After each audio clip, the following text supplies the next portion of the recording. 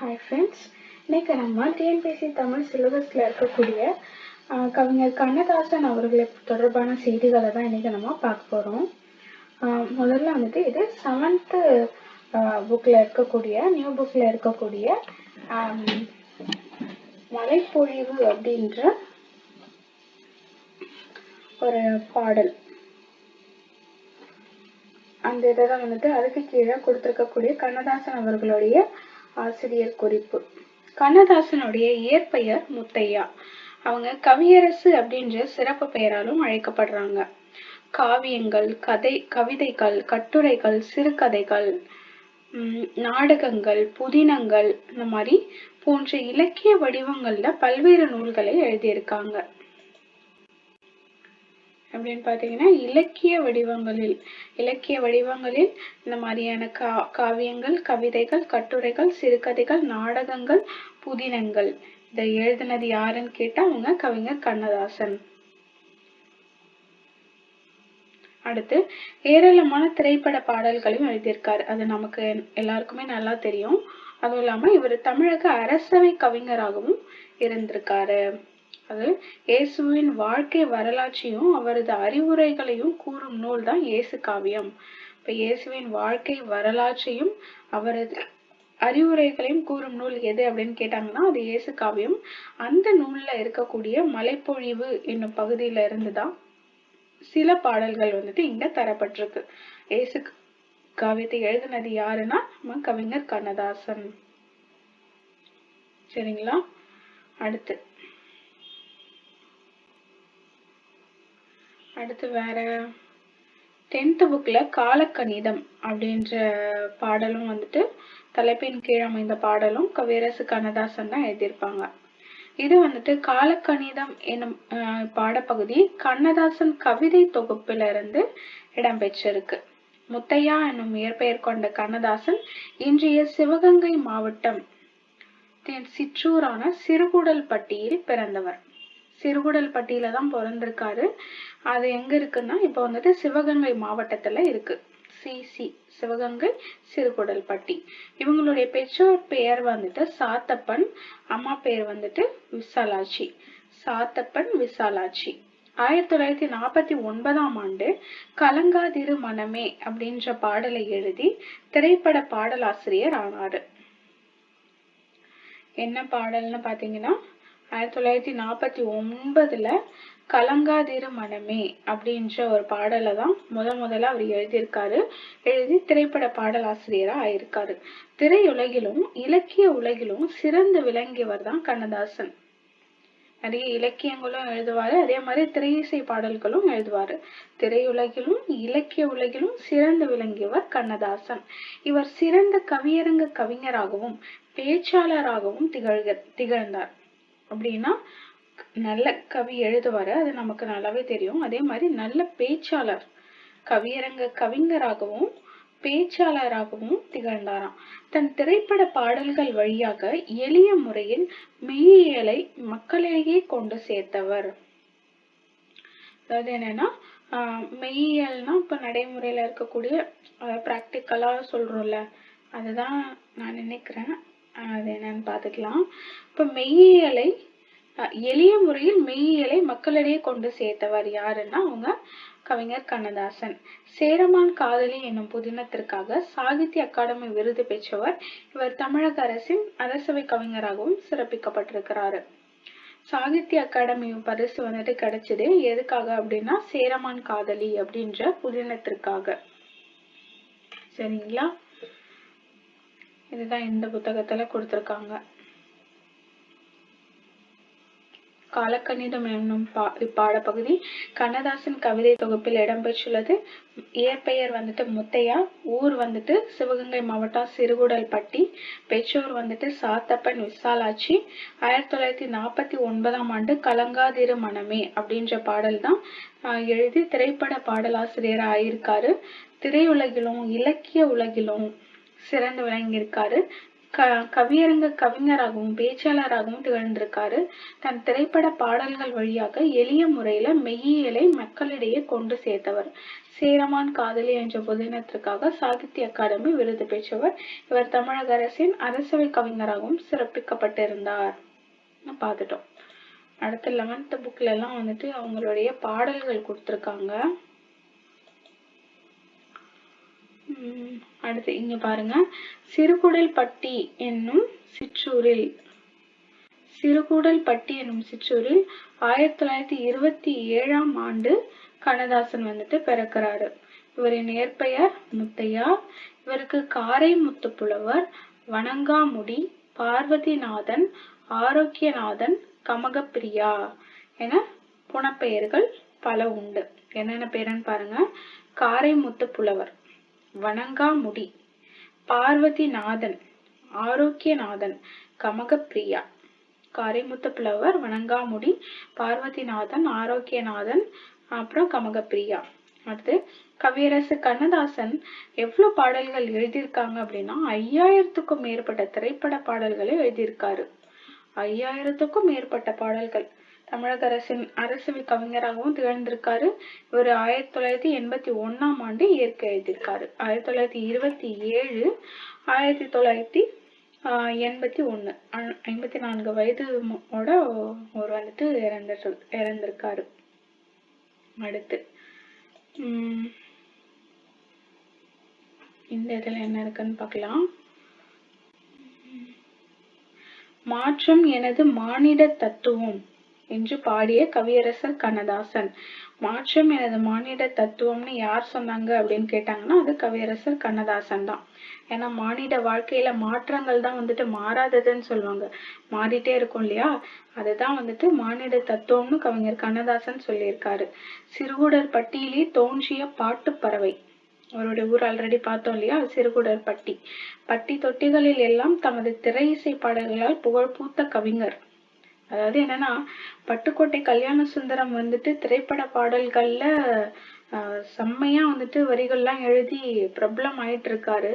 அந்த டைம்ல வந்துட்டு அவருடைய திடீர் மரணத்தால தமிழ் திரை இசை வந்துட்டு அப்படியே கண்ணதாசன் பக்கம் வந்துட்டு திரும்புது. சரிங்களா. அதுக்கப்புறம் அவருடைய பாடல்கள் வந்துட்டு பாத்தீங்கன்னா பட்டி தொட்டி எங்கும் பரவுது. பட்டி தொட்டிகளில் எல்லாம் தமது திரை இசை பாடல்களால் புகழ்பூத்த கவிஞர். பழந்தமிழ் இலக்கியத்தின் உயிர் சாரத்தை எல்லாம் தமது பாடல்களிலே எடுத்தாண்டவர். பட்டி தொட்டிகள் எல்லாம் அவரோட பாட்டு பட்டைய கலப்பம். அது மாதிரி பழந்தமிழ் இலக்கியத்தோட உயிர் சாரத்தை எல்லாம் தமது பாடல்களிலே எடுத்தாண்டவர். இந்த இடத்துல பார்த்தோம் இல்லையா, இலக்கிய வடிவங்கள்ல பல்வேறு நூல்களை எழுதுவாரு அப்படின்னு சொல்லிட்டு, அந்த மாதிரிதான் இலக்கியத்தோட உயிர் சாரத்தை எல்லாம் தன்னோட பாடல்கள்ல எடுத்தாண்டவர். தமிழக அரசோட அரசவை கவிஞர். அவங்களுடைய அப்பா அம்மா வந்துட்டு சாத்தப்பன், விசாலாட்சி. 1927 பிறந்தாருன்னு பார்த்தோம். அது எப்போன்னா ஜூன் 24/6/1927 பிறந்திருக்காரு. முத்தையான்ற பேரை தான் கண்ணதாசன் மாற்றிக்கிட்டாரு. தென்றல், தென்றல் திரை, சண்டமாருதம், முல்லை, கண்ணதாசன் இந்த இதழ்களின் ஆசிரியராக விளங்கியிருக்காரு. தென்றல், தென்றல் திரை, சண்டமாருதம், முல்லை, கண்ணதாசன். கண்ணதாசன் அவரோட பேருலயே ஒரு இதழோட ஆசிரியரா இருக்காரு. அப்படி இல்லாம தென்றல், தென்றல் திரை, சண்டமாருதம், முல்லை. சரிங்களா. 5000க்கும் மேற்பட்ட திரைப்பட பாடல்களை வந்துட்டு எழுதியிருக்காரு. இவருடைய கவிதைகள் வந்துட்டு கண்ணதாசன் கவிதைகள் என்ற பெயர்ல பல தொகுப்புகளா வெளிவந்திருக்கு. அவர் எழுதின அர்த்தமுள்ள இந்து மதம் அப்படின்ற கட்டுரை தொடர்களும் இயேசு காவியம் என்னும் நூலும் இவரோட புகழை என்றும் நிலைநிறுத்தும். மத்திய மாநில அரசுகளின் விருதுகளையும் சாகித்ய அகாடமி பரிசினையும் அண்ணாமலை அரசர் நினைவு பரிசினையும் பெற்றவர். சாகித்ய அகாடமி பரிசு எதுக்கு கொடுத்திருப்பாங்க? சேரமான் காதலி அப்படின்ற புதினத்துக்காக கொடுத்திருப்பாங்க இல்லையா. அடுத்து அண்ணாமலை அரசர் நினைவு பரிசு வந்துட்டு பெற்றிருக்காரு. அவர் வந்துட்டு 17/10/1981 இயற்கை எழுதிடுறாரு. சரிங்களா. இதுதான் வந்துட்டு கவிஞர் கண்ணதாசனை பற்றின குறிப்புகள். இப்போ அவங்க எழுதின பாடல்களை வந்துட்டு பார்க்கலாம்.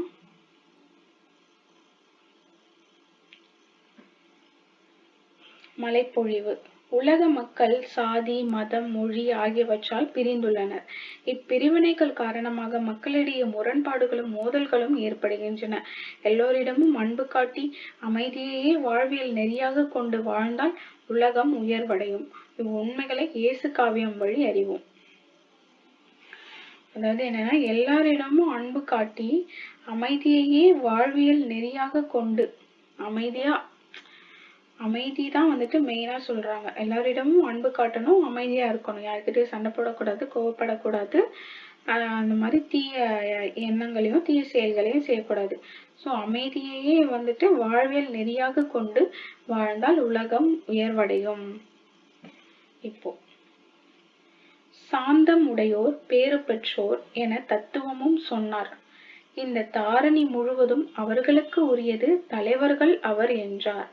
அதாவது சாந்தம்னா அமைதி, அமைதி உடையவங்க தான் பேறு பெற்றவங்களாம் அப்படின்னு ஒரு தத்துவம் சொல்றாரு.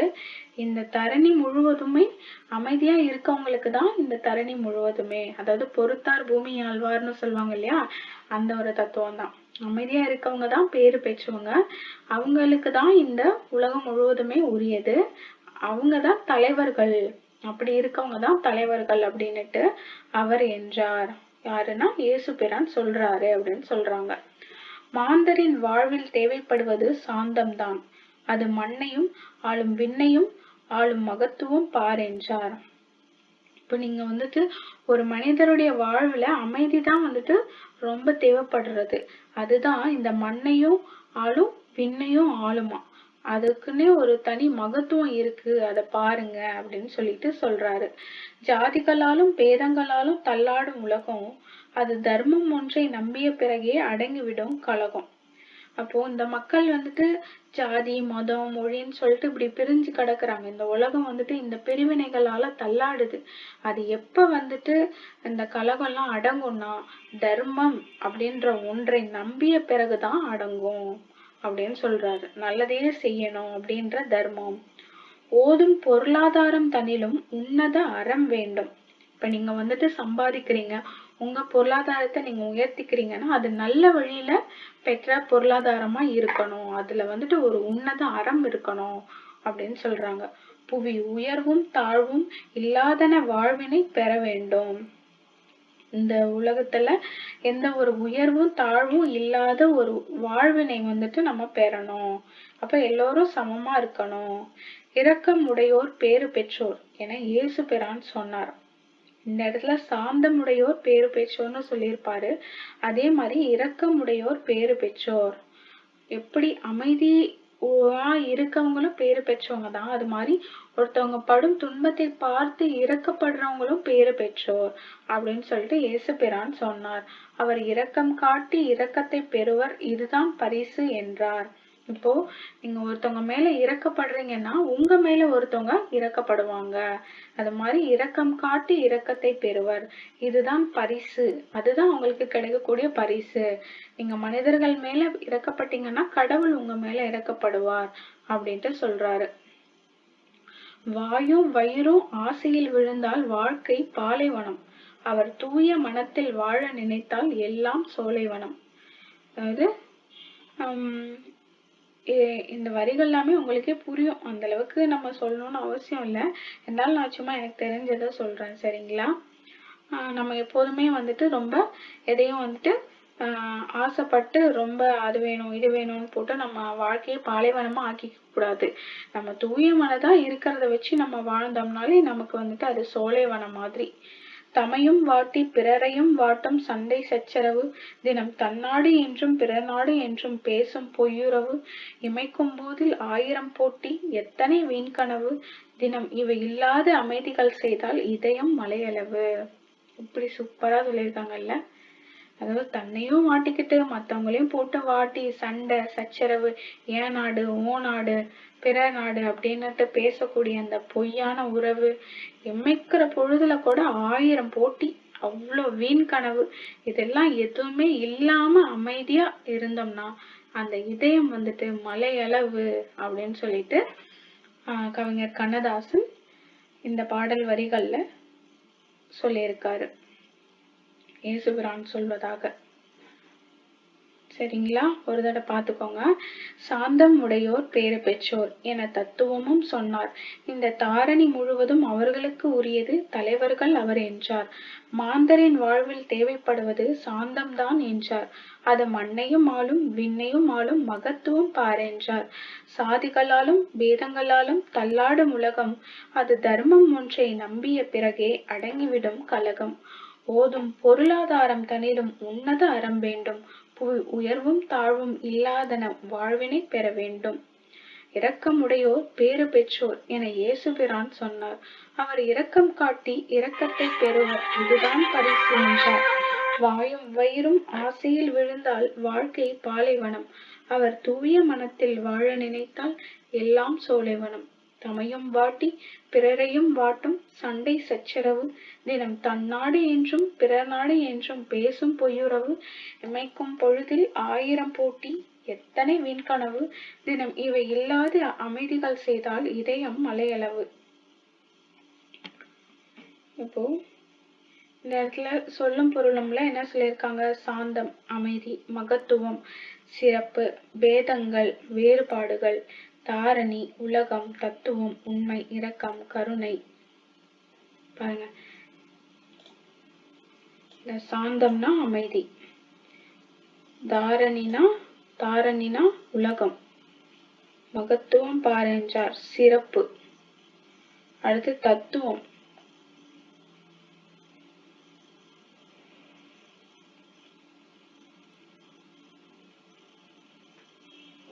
அடுத்து பேதங்கள் வேறுபாடுகள், இரக்கம் கருணை. இரக்கம்னா கருணை. இந்த இடத்துல இருக்க தத்துவம்னா வந்துட்டு உண்மை.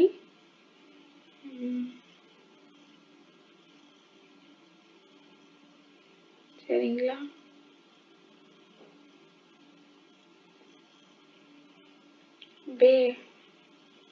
பேதங்கள் வேறுபாடுகள். சரிங்களா? பேதங்கள் எங்க இருக்கு? ஜாதி பேதங்கள் பாருங்க.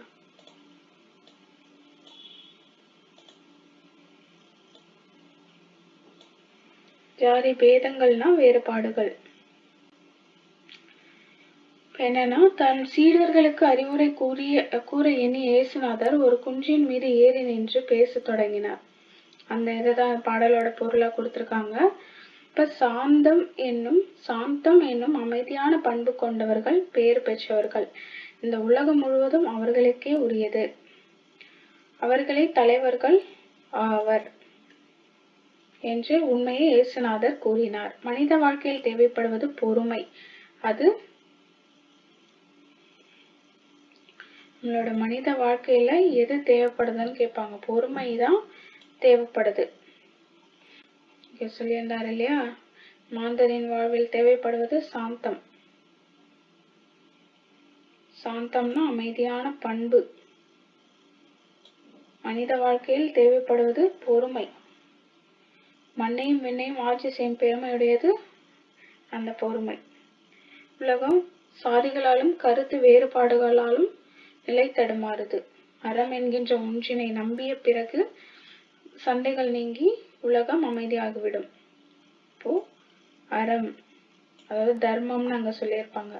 அந்த அறம் என்ற ஒன்றினை நம்பிய பிறகு சண்டைகள் நீங்கி உலகம் அமைதியாகிவிடும்.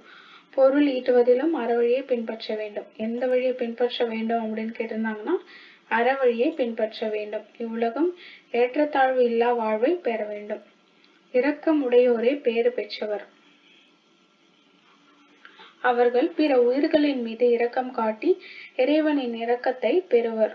ஒன்னு இரக்கமுடையவர்கள் பேறு பெற்றவர்கள், இன்னொன்னு சாந்தமுடையவர்களும் பேறு பெற்றவர்கள்.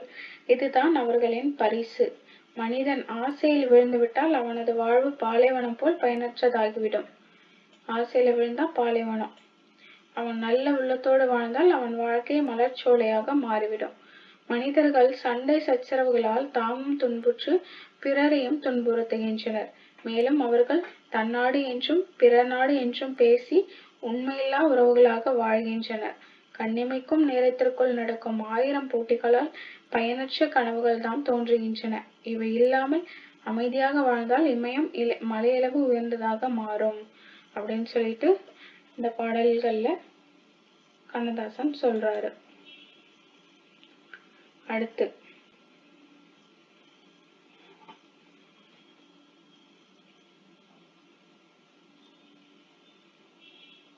காலக்கணிதம்.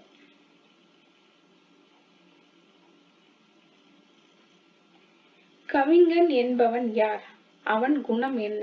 அவன் பணி என்ன? மனம் என்னும் வயலில் சொல்லேர் உழவனாக சிந்தனை விதையை தூவி மடமை களை பறித்து தத்துவ நீர் பாய்ச்சி அறம் என்னும் கதிர் அறுப்பவன் கவிஞன். காலத்தை கணிப்பதால் காலத்தை வென்றவனாகிறான். இதுக்கு முன்னாடி நம்ம முடியரசன் அவர்கள் கவிஞன் யார் அப்படின்னுட்டு கவிஞனை பத்தி யார் கவிஞன் அப்படின்னு சொல்லிட்டு ஒண்ணு எழுதியிருப்பாரு இல்லையா? இந்த இதுல காலக்கணிதத்துல கவிஞன் என்பவர் யார், அவன் குணம் என்ன, அவன் பணி என்ன, மனம் என்னும் வயல்ல, அதாவது வயல் மனம் அப்படின்றது வயல், அதுல சொல் அப்படின்ற ஏர் பூட்டி உழவனாக, சொல்லேர் உழவனாக, சிந்தனை அப்படின்ற விதையை மனசுல வந்துட்டு தூவுறாங்க. சரிங்களா? சொல்லேர் உழவனாக சிந்தனை விதையை தூவி மடமை அப்படின்ற கலையை பறித்து தத்துவ நீர் பாய்ச்சி, தத்துவம்ன்ற நீரை பாய்ச்சி அறம் என்னும் கதிர் அறுப்பவன் தான் கவிஞன் அப்படின்னு சொல்லிட்டு சொல்றாங்க. காலத்தை கணிப்பதால, எதை கணிப்பதால அவன் காலத்தை வென்றவன் ஆகிறாங்க? காலத்தை கணிப்பதாலதான் அவன் காலத்தை வென்றவன் ஆகிறான். அடுத்து கவிஞன் ஞானோர். கவிஞன் யானோர் காலக்கணிதம் கருப்பட பொருளை உருப்பட வைப்பேன். புவியில் நானோர் புகழுடை தெய்வம் பொன்னினும் விலைமுகு பொருளின் செல்வம். இவை சரி என்றால் இயம்புவது என் தொழில். இவை தவறாயின் எதிர்ப்பதென் வேலை. ஆக்கல் அழித்தல் அழித்தல் இம்மூன்றும் அவனும் ஞானமே அறிந்தவை அறிக. அதாவது என்ன சொல்றாங்கன்னா, நான் வந்துட்டு ஒரு காலக்கணிதம், கவிஞன் நானோர் காலக்கணிதம் கருப்பட பொருளை உருப்பட வைப்பேன். புவியில் நானோர் புகழுடை தெய்வம் பொன்னினும் விலைமிகு பொருளின் செல்வம். அதாவது நானே வந்துட்டு ஒரு தெய்வம் தான், அந்த பொன்னை விட விலை மிகுந்த செல்வம் அப்படின்றது என்னோட பொருள். நான் எழுதக்கூடிய அந்த எழுத்து அதுதான் வந்துட்டு பொன்னை விட விலை மிகுந்தது. இது சரி அப்படின்னா அதை நான் எழுதுவேன், அதுதான் என்னுடைய தொழில். அது ஒண்ணு தவறு அப்படின்னா அதை நான் எதிர்ப்பேன், அது என்னோட வேலை. ஆக்கலும் சரி அழித்தலும் சரி அழித்தலும் சரி, இந்த மூன்றுமே அவனும், அதாவது கடவுளும் யானுமே, கவிஞனும் கடவுளும் ஒண்ணு அப்படின்னு சொல்லிட்டு இங்க சொல்றாரு. செல்வர் தம் கையில் சிறைப்பட மாட்டேன், பதவி வாளுக்கும் பயப்பட மாட்டேன். பாசம் மிகுத்தேன் பற்றுதல் மிகுத்தேன், ஆசை தருவன அனைத்தும் பற்றுவேன். உண்டாயின் பிறர் உண்ணத் தருவேன், இல்லாயின் எமர் இல்லம் தட்டுவேன். வண்டாய் எழுந்து மலர்களில் அமர்வேன், வாய்ப்புறத் தேனை ஊர்ப்புறம் தருவேன். சரிங்களா? என்ன சொல்லியிருக்காருன்னா, இப்ப செல்வந்தரா இருக்காங்க அப்படின்னா அவங்க கையில எல்லாம் போய் நான் சிறைப்பட மாட்டேன், அவங்க சொல்றதெல்லாம் கேட்டுட்டு நான் இருக்க மாட்டேன். பதவி வாளுக்கும் நான் வந்துட்டு பயப்பட மாட்டேன். பாசம் மிகுத்தேன், பாசம் அதிகம் வச்சிருக்கேன், பற்றுதலும் மிகுந்து இருக்கு என்கிட்ட. ஆசை தருவன் அனைத்தும் பற்றுவேன், எனக்கு எதெல்லாம் ஆசையா இருக்கோ அதெல்லாம் நான் பண்ணுவேன், அனைத்தும் பற்றுவேன்.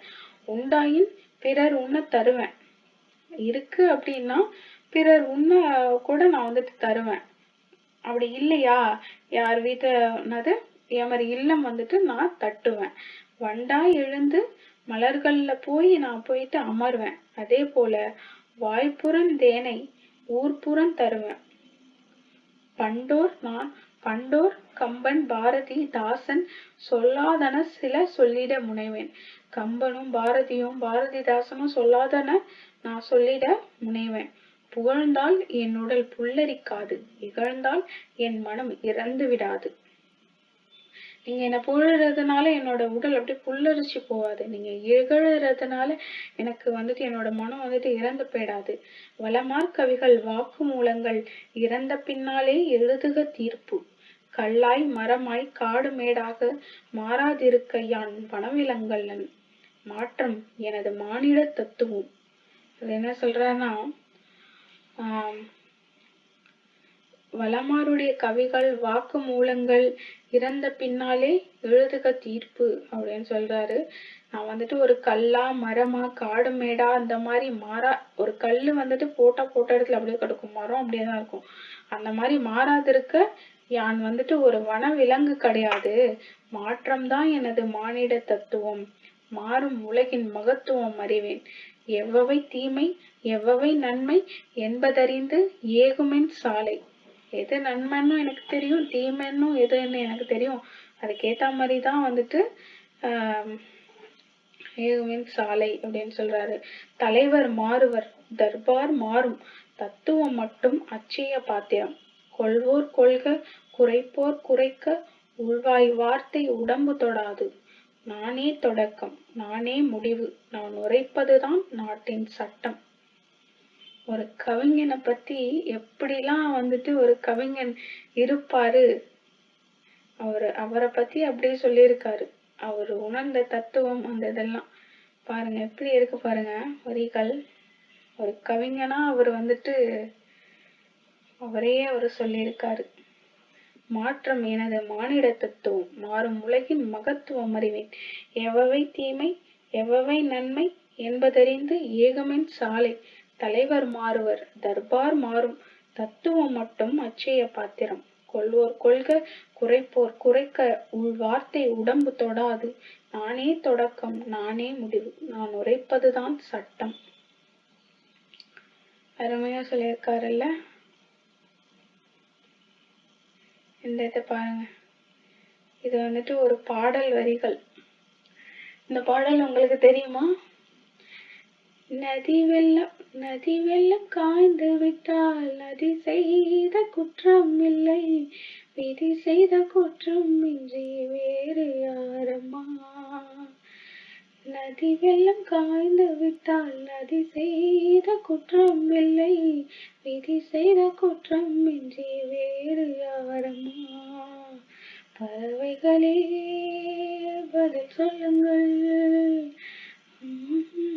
இந்த பாடல் தான் இது கண்ணதாசன் எழுதினது. அப்படின்னா கவி சக்கரவர்த்தியும் கவியரசும். கம்பன் எப்படி சொல்றாரா, நதியின் பிழையன்று நரும் புனல் இன்மை அன்றே, பதியின் பிழையன்று பயந்த நம்மை புறந்தான், மதியின் பிழையன்று மகன் பிழையன்று மைந்த விதியின் பிழை நீ, இதற்கென்னை வெகுண்டதென்றன் அப்படின்னு கேக்குறாரு. அதுக்கு கண்ணதாசன் இந்த மாதிரி எழுதியிருக்காரு. நதி வெள்ளம் காய்ந்து விட்டால் நதி செய்த குற்றம் இல்லை, விதி செய்த குற்றம் இன்றி வேறு யாரம்மா அப்படின்னு சொல்லியிருக்காரு.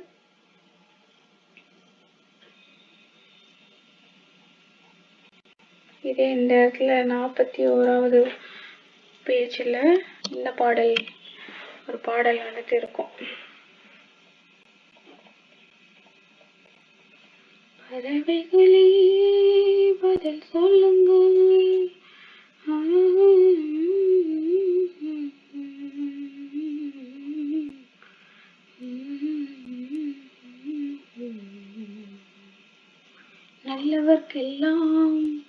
நல்லவர்க்கெல்லாம் சாட்சிகள் ஒன்று, சாட்சி. இந்த பாடல் பாருங்க, இந்த பாடல் நமக்கு ஆல்ரெடி தெரிஞ்ச பாடல் தான். மலர்ந்து மலராத பாதி மலர் போல வளரும் இறைவண்ணமே, வந்து விரிந்தும் விரியாத காலை பொழுதாக விளைந்த கலை அன்னமே, நதியில் விளையாடி கொடியில் தலை சீவி நடந்த இளம் தென்றலே, வளர் பொதிகை மலை தோன்றி மதுரை நகர் கண்டு பொழிந்த தமிழ் மன்றமே.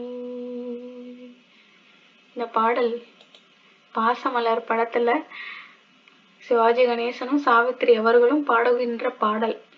இந்த பாடல் கவிஞர் கண்ணதாசன் எழுதியது. அருமையான பாடல். இது என்ன?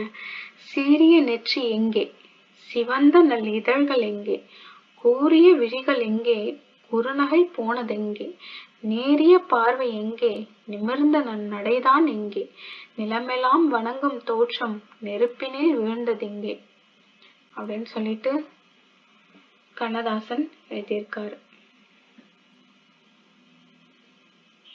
சீரிய நெற்றி எங்கே, சிவந்த நல் இதழ்கள் எங்கே, கூரிய விழிகள் எங்கே, குறுநகை போனதெங்கே, நேரிய பார்வை எங்கே, நிமிர்ந்த நடைதான் எங்கே, நிலமெல்லாம் வணங்கும் தோற்றம் நெருப்பினில் வீழ்ந்ததெங்கே அப்படின்னு சொல்லிட்டு கண்ணதாசன் ஒரு இரங்கற்பா எழுதியிருக்காரு. அடுத்து பாருங்க 12th புத்தகத்துல முச்சங்கம் கூட்டி முதுப்புலவர் தமை கூட்டி அச்சங்கத்துள்ளே அளப்பரிய பொருள் கூட்டி சொற்சங்கமாக சுவை மிகுந்த கவி கூட்டி அற்புதங்கள் எல்லாம் அமைத்த பெருமாட்டி. எப்படி இருக்கு பாருங்க.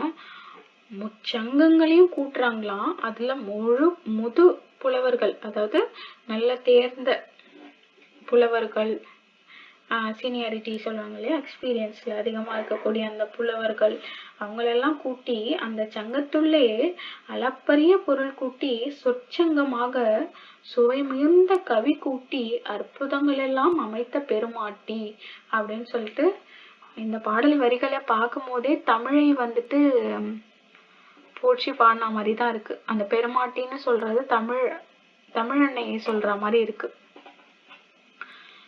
சொற்சங்கமாக சுவை மிகுந்த கவி கூட்டி அற்புதங்கள் எல்லாம் அமைத்த பெருமாட்டி. முச்சங்கம் கூட்டி முதுப்புலவர் தமை கூட்டி அச்சங்கத்துள்ளே அளப்பரிய பொருள் கூட்டி சொற்சங்கமாக சுவை மிகுந்த கவி கூட்டி அற்புதங்கள் எல்லாம் அமைத்த பெருமாட்டி. கண்ணதாசன். இது நம்ம ஆல்ரெடி பார்த்துட்டோம்.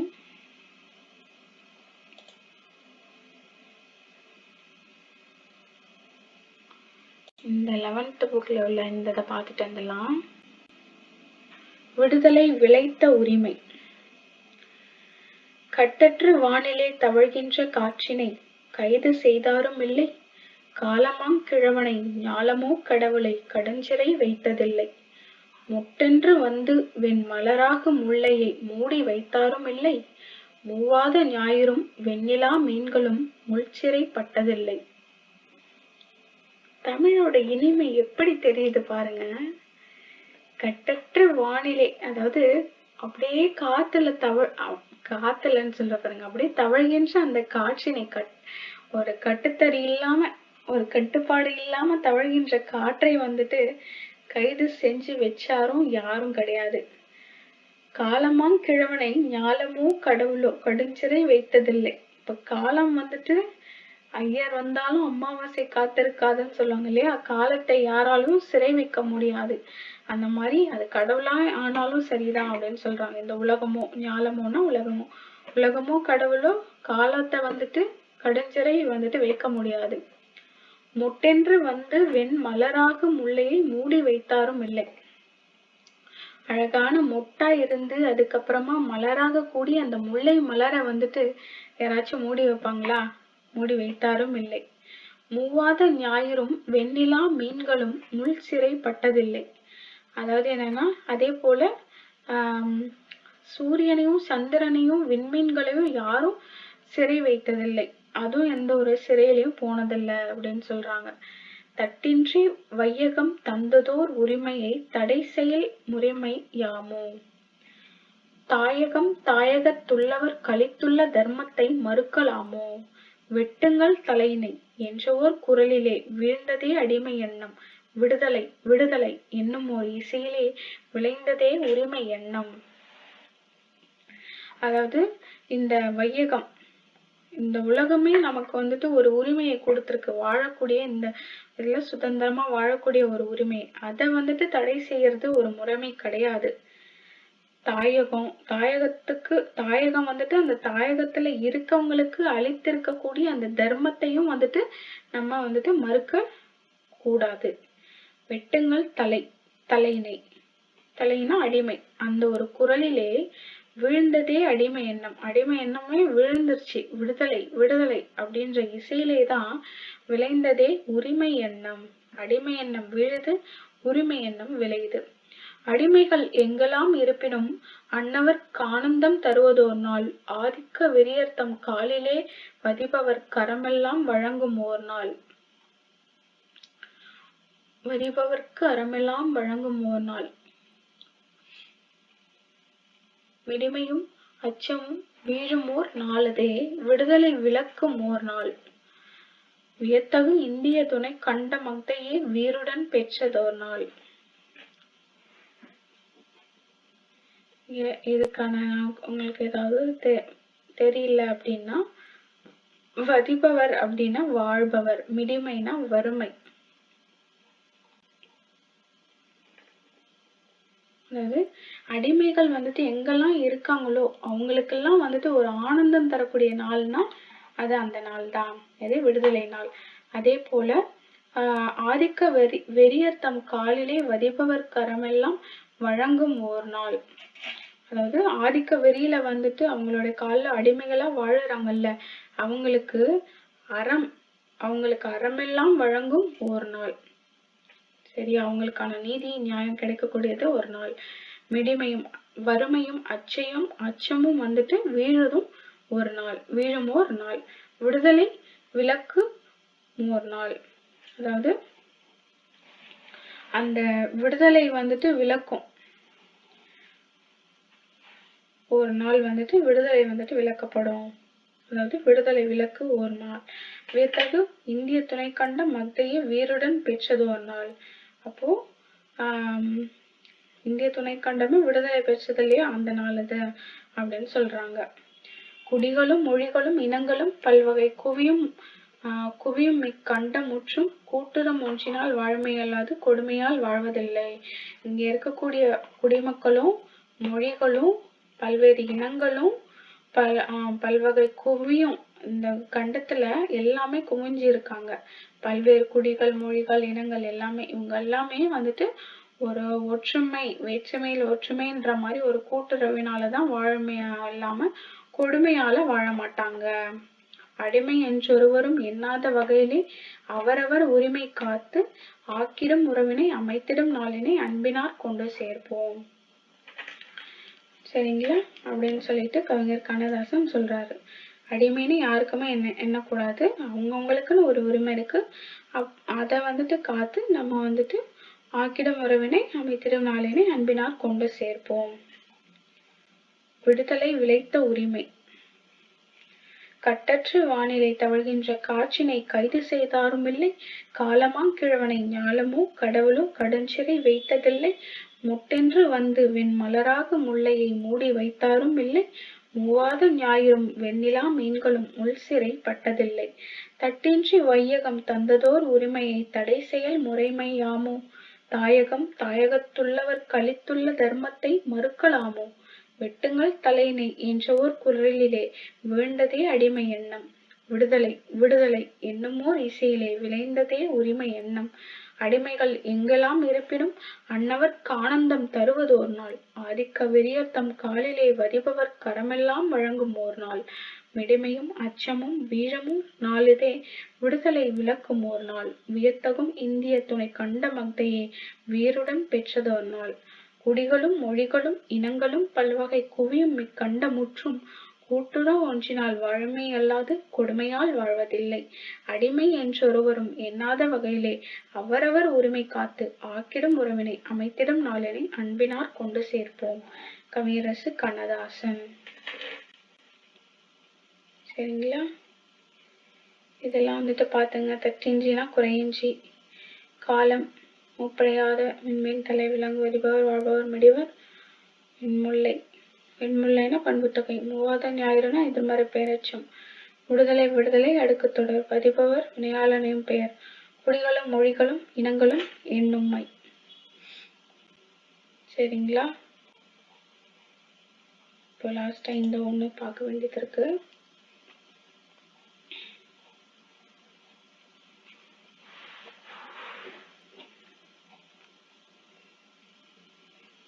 Ninth old book, Kannadasan கவியின்பம்.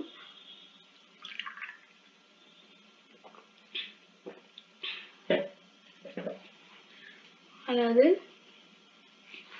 உலகுக்கு உயிர்ப்பாற்றலை வழங்கும் ஞாயிறு ஒருபோதும் மறைவதில்லை. அதனை போன்றே இலக்கிய வளம் கொழிக்கும் மொழிகளும் உயிர்த்துடிப்புள்ள கவிஞர்கள் இடையறாது தோன்றுகிறார்கள். உலகத்துக்கு எது உயிர்ப்பாற்றலை வந்துட்டு வழங்குது? சூரியன். அது மாதிரி அது மறையறதில்ல. அது மாதிரி இலக்கிய வளம் கொழிக்கும் மொழிகளிலும் உயிர்த்துடிப்புள்ள கவிஞர்கள் வந்துட்டு இடையறாது தோன்றுகிறார்களாம்.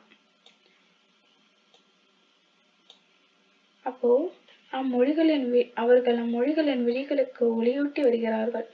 அவர்கள் வாழும் கால சூழலுக்கேற்ப தத்தம் கவிதைகளை படைத்து காலத்தை வென்று நிலைத்து நிற்கின்றார்கள். கவிதை படைத்து காலத்தை வென்று நிற்கிறாங்க.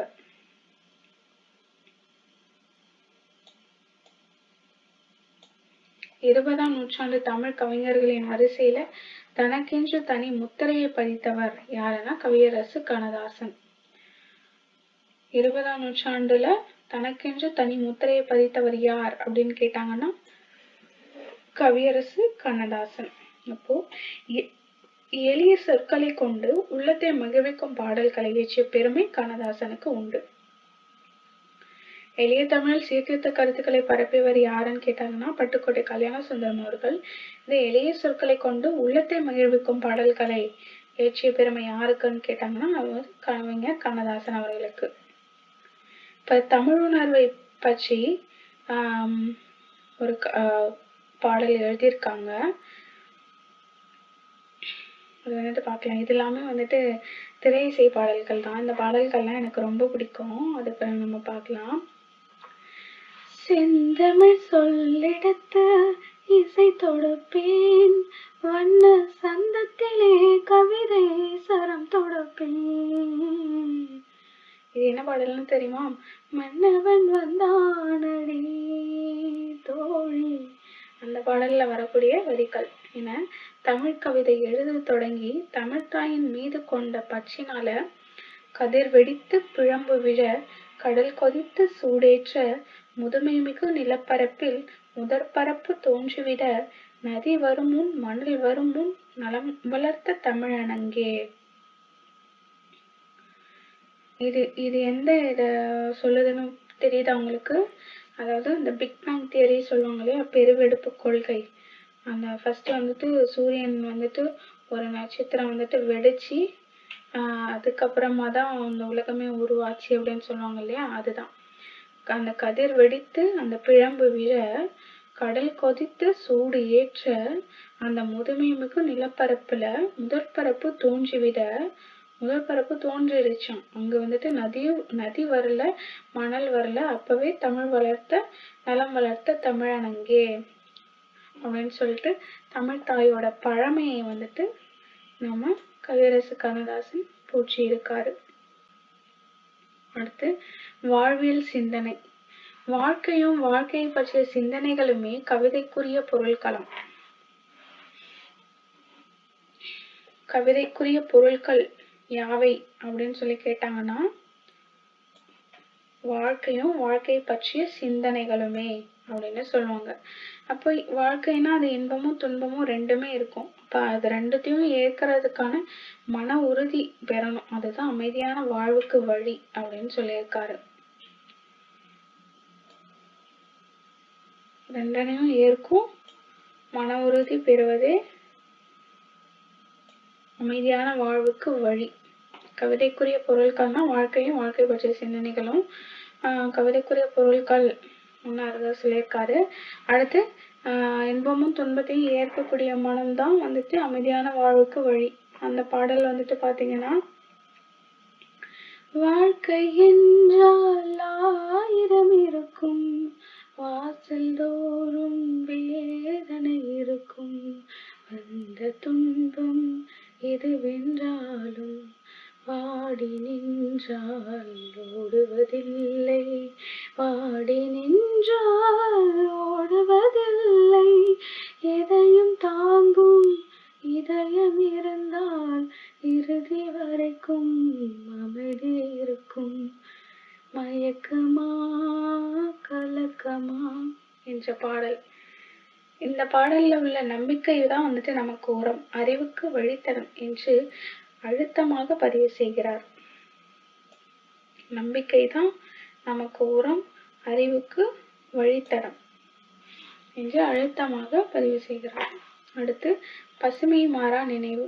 நம்ம எல்லாரும் பள்ளி கல்லூரிகள்லாம் முடிச்சுட்டு வந்திருப்போம். அப்போ வந்துட்டு லாஸ்ட்டாக ஃபேர்வெல் நடக்கும். அப்போ நமக்கு வந்துட்டு எப்படி இருக்கும், நம்ம ஃப்ரெண்ட்ஸ் எல்லாம் விட்டு பிரிய போகிறோமேனு ரொம்ப கவலையாக இருக்கும்ல. அதுக்கான ஒரு பாடல் தான் எழுதியிருக்காரு பாருங்க. மாணவர்களுக்கான விடைபெறு விழாவில் கலந்து கொள்வோருக்கான ஒரு பாடல்.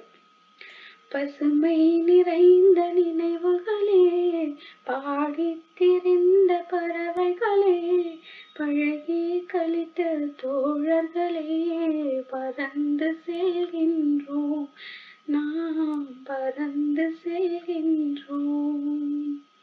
பசுமை நிறைந்த நினைவுகளே, பாடித் திரிந்த பறவைகளே, பழகி கழித்த தோழர்களே, பறந்து செல்கின்றோம். இந்த பாடல் எந்த ஊரில் எந்த நாட்டில் என்று காண்போமா அப்படின்லாம் வந்துட்டு அதோட பேரா வந்துட்டு ஆரம்பிக்கும்.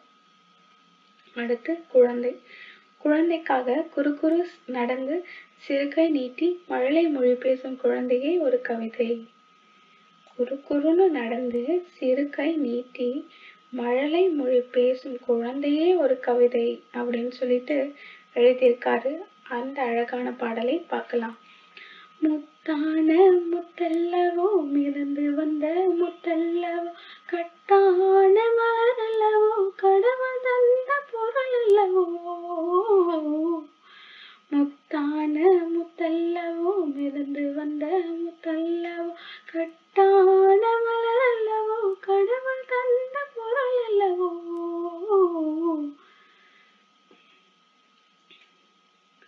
சின்ன சிறு சிறகு கொண்ட சிங்கார சிட்டல்லவோ, செம்மாதொலி பிளந்து சிரித்து வரும் சிரிப்பல்லவோ. எனக்கு கொஞ்சம் ராகம் வந்து சரியா மறந்துட்டேன் நானு. ஆனா சூப்பரா இருக்கும் அந்த பாடல்.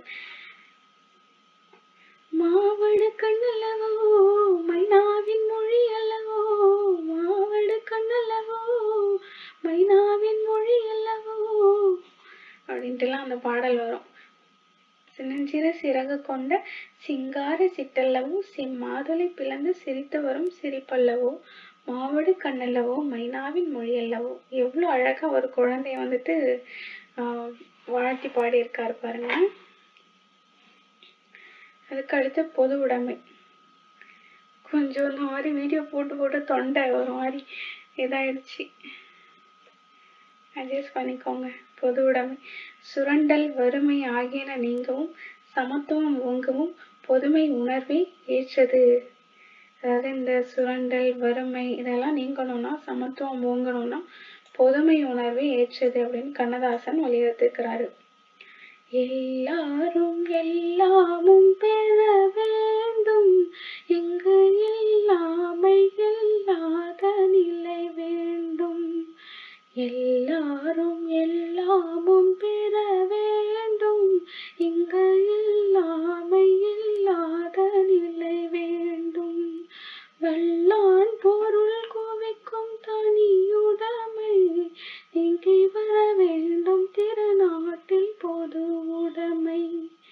வல்லான் பொருள் குவிக்கும் தனியுடைமை நீங்கி வர வேண்டும், திருநாட்டில் பொது உடைமை. இவ்வளவு அருமையா சொல்லியிருக்காரு பாருங்க. கவிதைகளில் சொல்லப்படும் கருத்துக்களை காட்டிலும் அக்கருத்துக்களை வெளிப்படுத்த கவிஞன் கையாளும் முறைகளிலும் இன்றியமையாதன. கவிதை நடை என்பது கவிதையின் பொருளிலும் அதனை வெளிப்படுத்தும் மொழியிலும் அமைந்துள்ளது. ஒரு பொருள் அதை எப்படி வெளிப்படுத்துறோம் அப்படின்னு சொல்லதான் கவிதை நடை இருக்கு. அதை எப்படி நம்ம கையாளுறோம் அப்படின்றதுதான் வந்துட்டு ரொம்ப இன்றியமையாதது அப்படின்னு சொல்றாரு. அடுத்து ஓசை நயம். உழவர் பெருமக்களின் இல்லத்தில் எழுகின்ற பல்வேறு ஓசைகள் ஏவு தொடையும் இசை நயமும் ஒத்து ஒலிக்கின்றன.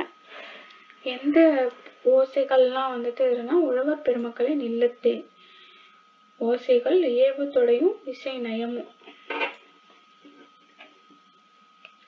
ஏய் புணர்ந்த கடைசி சொற்கள் ஒன்னா சேர்ந்து வரதான் ஏவு.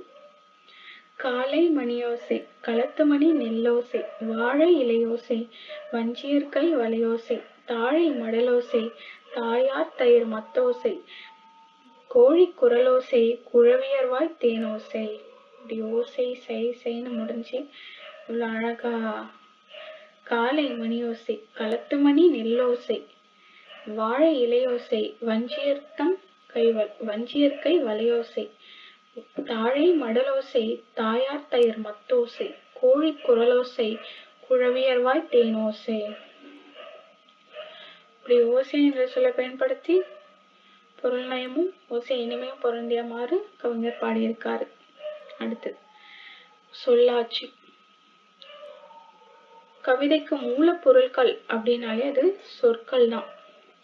இனிய தமிழ் சொற்களாகிய மணிகள் கவிஞர்களால் கவியாளப்படும் பொழுது அவை பட்டை தீட்ட பெற்று ஒளி வீசுகின்றன.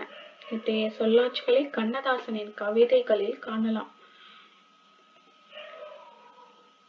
இந்த வரிகள் இதுவும் ஒரு பாடல் வரிகள் தான். உண்மையை சொல்லி நன்மையை செய்தால் உலகம் உன்னிடம் மயங்கும், நிலை உயரும் போது பணிவு கொண்டால் உயிர்கள் உன்னை வணங்கும்.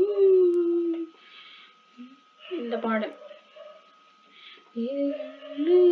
நல்ல மனம். கண்ணதாசன் படைப்புகளும் சிறப்புகளும். முத்தையா என்றும் இயற்பெயர் கொண்ட கண்ணதாசன் சிவகங்கை மாவட்டத்தில் உள்ள சிறுகுடல்பட்டியில் என்னும் சிற்றூரில் 24/6 அதாவது ஜூன் மாதம் 24 பிறந்திருக்காங்க. பெற்றோர் சாத்தப்பன் விசாலாட்சி. கண்ணதாசன் கவிதைகள் பல தொகுதிகளா வெளிவந்திருக்கு. அவர் தம் திரைப்பட பாடல்கள் நூல் வடிவம் பெற்றிருக்கு. ஆட்டனத்தி ஆதிமந்தி, மாங்கனி, கள்ளக்குடி மகாகாவியம், மாகாவியம், ஏசு காவியம் முதலென அவர் படைத்த நெடுங்கவிதை நூல்கள். ராசதண்டனை அப்படின்றது கம்பர், அம்பிகாவதி வரலாற்றை அடிப்படையாக கொண்டு அவர் படைத்த இனிய நாடகம். அதே போல 1000 தீவு அங்கேற்கண்ணி, வேலன்குடி திருவிழா முதலிய பல புதினங்களையும் கண்ணதாசன் படைத்திருக்காரு. அவர் எழுதிய 20க்கும் மேற்பட்ட புதினங்கள்ல சேரவான் காதலி சிறந்த வரலாற்று புதினம். அதற்கு சாகித்ய அகாடமியோட பரிசு கிடைச்சது. கண்ணதாசன் தென்றல், முல்லை, கண்ணதாசன் தமிழ் மலர் முதலிய இதழ்கள் தொடங்கி அவற்றுக்கு ஆசிரியராக இருந்து சிறந்த இதழ் பணி ஆற்றியிருக்காரு. கவிதையிலும் உரைநடையிலும் சொற்பொழிவிலும் திரைப்படத்துறையிலும் தமக்கென ஒரு புதிய வழியினை வகுத்து கொண்டு தலை நிமிர்ந்து நின்றவர் கண்ணதாசன். கவிதை, உரைநடை, சொற்பொழிவு, திரைப்படத்துறைன்னு அவர் தம் கவிதைகளால என்றென்றும் வாழ்ந்து கொண்டிருக்கிறார். நான் நிரந்தரமானவன், அழிவதில்லை, எந்த நிலையிலும் எனக்கு மரணம் இல்லை. ஒரு கோப்பையிலே என் குடியிருப்பு, என் கோலமகள். நான் பார்ப்பதெல்லாம் அழகின் சிரிப்பு, ஆனாவெல்லாம் நான் நிரந்தரமானவன், அழிவதில்லை, எந்த நிலையிலும் எனக்கு மரணமில்லை அப்படின்ட்டு கண்ணதாசன் சொல்லியிருக்காரு. நன்றி.